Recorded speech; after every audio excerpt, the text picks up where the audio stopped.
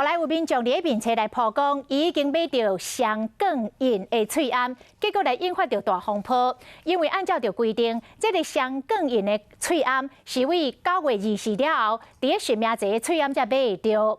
这个厂商是出面来回应讲，这是因知影政府要加梗印了后，先赶紧做出来的。水疗署等咧了解看，是毋是有违法？这个双梗印就是加印着 MD 医疗用，甲 MIT 台湾制造。嘛因为指挥中心讲，进前所做的喙罨，若到12月20进前要卖无了，都爱来回收。所以就有头家人来透露讲，这个11月开始，有一寡厂商真有可能会降价，把这个喙罨甲卖掉。走进药局里面呢，可以看到药局把这些一箱箱的口罩全部都拿出来，就是希望可以赶快卖出去。因为到12月24号以前，如果还没有卖出去的话，这些没有双钢印的口罩就会被全数回收。喙罨回收了后，要送到卫生局。12月25了后，爱带有严正的标章，或者是讲有更印的喙罨才会当搁卖。但是这回收的费用，谁要负担？这个拿去这个动作是由我们通路社区药局的药师，还是说要由口罩工厂？目前这个非常的不明确。就连喙罨厂拢听讲爱家己吸收，但是最后到底是谁出，指挥中心无讲清楚。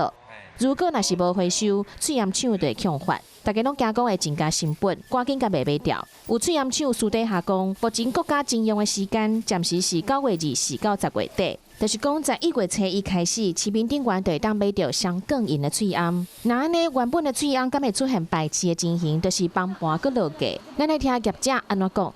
会有叠价的状况，应该是针对就是连一个钢印都没有，就是说 MIT 哈或者是 Made in Taiwan 这个无钢印的这个部分。但是伫双梗印正式上市进前，已经有民众伫面册顶悬打这张相片，除了讲正边下骹有 Made in Taiwan， 斟酌一看倒边下骹嘛有一个 MD。我买那个是在9月14号买的，它其实在那个介绍里面它有所谓的那个双钢印。过2-3天之后，我再去那个电商平台看的时候，它的介绍文字里面它就没有在讲这个双钢印的事情了。政府之前就有找厂商去做说明，然后也希望能够用双钢印的方式来证明国产的品质。所以我们在知道政府有这个政策方向之后，我们就赶快去做模具的发包。